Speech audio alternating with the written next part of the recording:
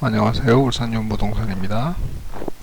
자, 양도세에 관한 개편안이 확정에 대해서 입법 추진한다라는 기사가 나와서 함께 보겠습니다. 내년 말까지 다주택 안 팔면 양도세 급증이라고 하는 제목의 기사입니다. 자, 1주택자 양도소득세 장기보유 특별공제, 장특공제라고 하죠. 보유 및 거주기간 산정 기준을 바꾼다. 자, 현행은 해당 주택 취득 시점부터 되어 있는데 개정하게 되면 1주택자가 된 시점부터. 자, 1주택자 양도소득세 장기보유 특별공제 비율도 변경을 한다. 양도 차익 규모가 5억 원 이하일 때 보유기간 공제율은 40%, 1년에 4%씩이라고 보시면 됩니다. 5억 원 초과 10억 원 이하 30%, 10억 원 초과 15억 원 이하 20%, 15억 원 초과하면 10%. 거주기간 공제율은 매년 4%씩 해서 최장 10년 하게 되면 40%.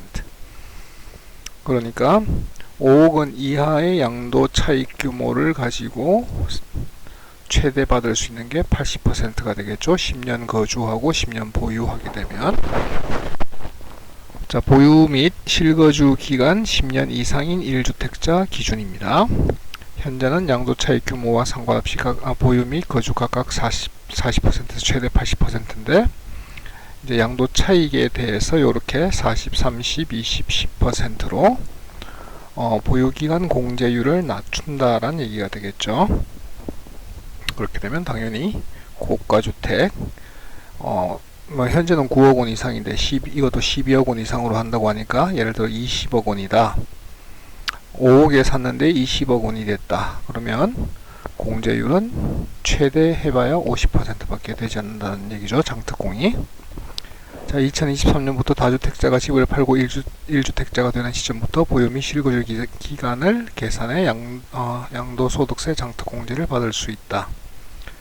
현재는 해당 주택을 취득한 시점부터 기간을 따지지만 다주택자로 있었던 시기는 인정받지 못하게 된다라는 얘기입니다.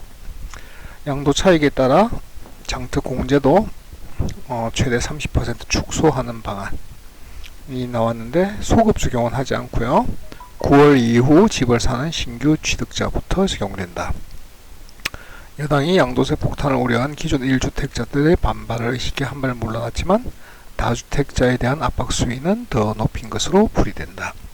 자, 그래서 핵심적인 내용은 1주택자가 된 때부터 장기 보유 혜택을 준다라는 얘기가 되겠고요.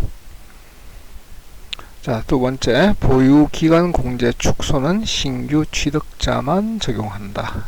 그래서 법 통과가 되고 나면 9월 이후부터 취득한 사람에게만 적용한다라는 얘기가 되겠죠.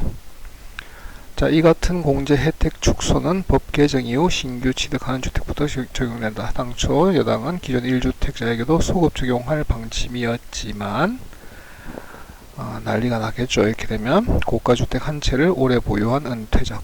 이게 문제가 뭐냐면 서울에 지금 평균 아파트 매매가가 11억 원에 육박하고 있죠. 중간 가격이 서울에 있는 아파트들은 절반이 해당된다는 얘기죠. 절반 이상이. 자, 장특공 강화 조치가 부동산 시장 안정으로 이어지기는 힘들 것이다 라는 분석도 나온다. 자, 이한석 건국대 부동산대학원 교수는 내년 대선 앞두고 다주택자들이 관망세를 보일 가능성이 높다. 다시 말해서 버틴다는 얘기죠. 안 팔 것입니다.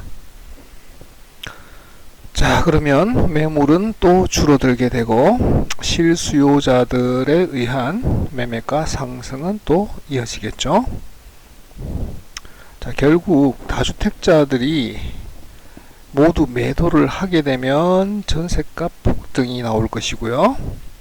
다주택자들이 안 팔면 매매가 폭등이 나오게 될 가능성이 높겠죠.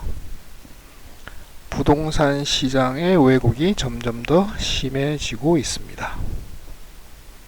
물론 울산에서는 고가주택이 그렇게 많은 비율을 차지하고 있지는 않지만 울산은 특히 특히 문제점이 뭐냐면 자가 소유율이 전국에서 가장 높습니다. 60%대를 기록하고 있거든요. 다시 말해서 울산에서는 전세 물량이 시가 마르게 되는 현상이 지금도 일어나고 있죠. 아마 이 현상이 더 급격하게 일어나서 월세화가 급격하게 진행되지 않을까라고 생각을 해보게 됩니다. 자, 오늘은 다주택자 빨리 물건을 팔게 유도한다고 나름 만들어 놓은 양도세 개편안 확정이 되었다라는 기사를 함께 보았습니다.